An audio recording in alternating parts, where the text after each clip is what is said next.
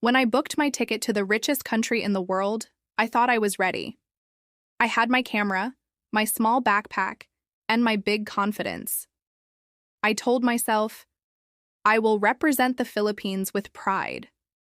But the moment I stepped off the plane and saw a golden airport floor that looked shinier than my future, I realized maybe I wasn't ready at all. The air itself smelled expensive.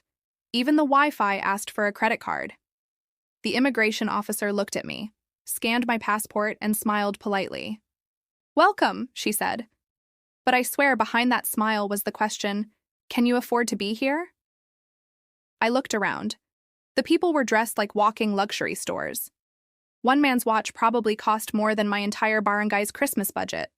Another guy was casually holding a gold-plated phone. Not gold-colored, gold-plated. I blinked twice just to make sure it wasn't my eyes playing tricks on me. Nope. It gleamed like a sunset on a rich person's yacht. I whispered to myself, why buy a gold-plated iPhone when you can buy 100 kilos of rice? In the Philippines, 100 kilos of rice is survival. Here, it's just a phone case. The taxi driver outside was also rich-looking. His car had massage seats, a digital scent diffuser, and a tiny screen that said, "Your comfort is our priority."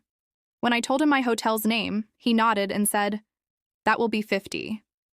50? I repeated. Like 50 pesos? He laughed politely, like a villain in a K-drama. "No, sir, $50. I tried to smile, but my soul left my body for 3 seconds. The hotel lobby looked like heaven for rich people. A chandelier the size of a jeepney, marble floors so shiny I could see my shocked reflection, and staff who spoke like every word cost 500. When the receptionist asked if I wanted to upgrade my room, I asked, "How much is the upgrade?" "Only $300 more per night." "Ah," I nodded. "So, P17,000, that's like tuition." I told her I was fine with my current room. I didn't fly across the world to go bankrupt in one night. She smiled and handed me my room key, on a card made of metal. Even the key was richer than me. When I got to my room, I saw a bed bigger than my entire living room back home. The bathroom lights turned on automatically. The toilet even talked. "Welcome," it said in a robotic voice. "Please enjoy your stay." I froze. Back in the Philippines, our toilet just sits quietly and hopes the flush works. The minibar was filled with things I didn't recognize. Water bottles with names like Glacier Diamond Essence, and snacks wrapped in shiny packaging that looked like they came from NASA. Out of curiosity, I checked the price list. One bottle of water, $15. I gasped. "That's $8.50 for water?" I decided to drink from the bathroom sink. Free is free. The next morning, I joined the breakfast buffet. It was glorious. There was sushi, steak, and fruits I couldn't even name. But when I saw the coffee station, I froze again. One small cup, $10, P5 $60 for a cup of caffeine that disappears in 5 sips. I wanted to ask, does this come with a lifetime of good luck? A rich-looking lady next to me smiled and said, "The coffee here is made from beans hand-picked by monks in the Himalayas." I smiled back. "Ah, yes. In the Philippines, ours are hand-stirred by Tita Baby." After breakfast, I decided to explore the city. The streets were so clean you could drop your wallet and it would file a police report itself. The cars were silent, electric everything. Even the trash bins had Wi-Fi. People walked fast, eyes glued to their $5,000 phones. At one point, I saw a vending machine selling watches. Actual watches. I wanted to cry. In Manila, our vending machines barely sell cold drinks, and this one's casually offering luxury accessories. Then I passed by a store selling designer bags. One bag was $10,000. I took out my calculator app. That's $560,000. My entire barangay could have a fiesta with that money, complete with lechon, videoke, and matching tarpaulins. But the locals here didn't blink. They just tapped their cards and smiled. Meanwhile, I was in the corner pretending to browse while silently calculating how much my kidneys were worth.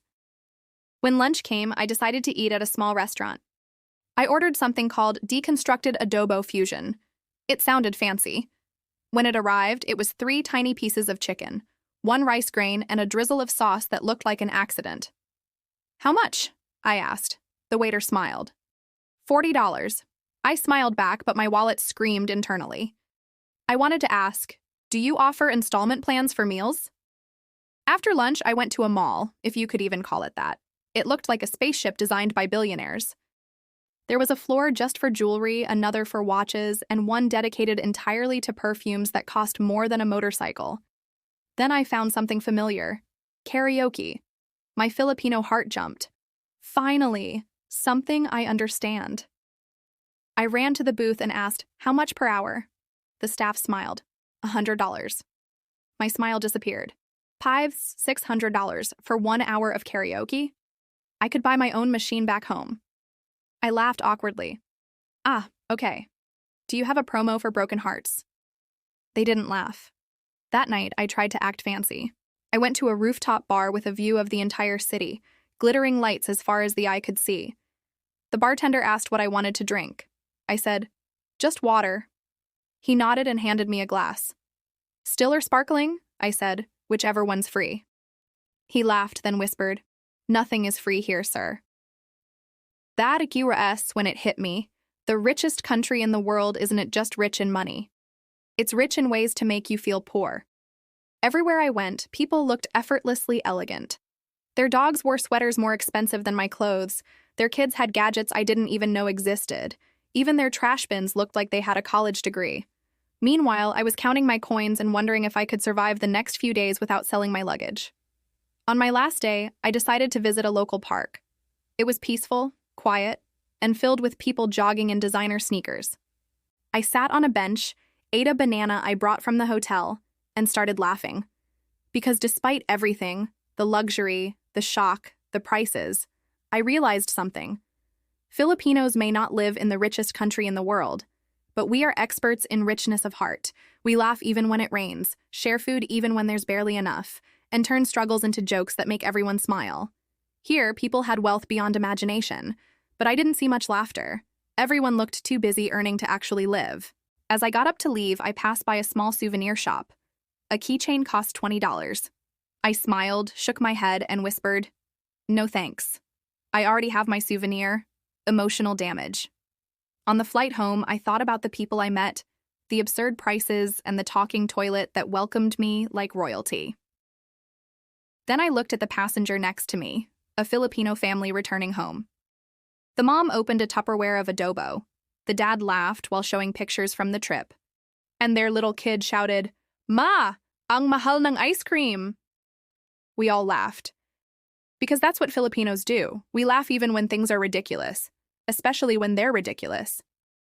As the plane took off, I looked down at the glittering city one last time.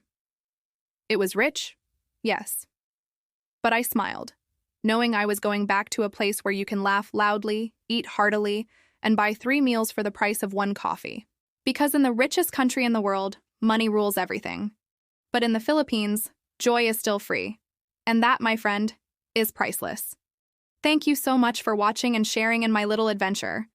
If you enjoyed the story, don't forget to hit that like button, subscribe, and ring the bell so you won't miss our next trip. See you in the next video.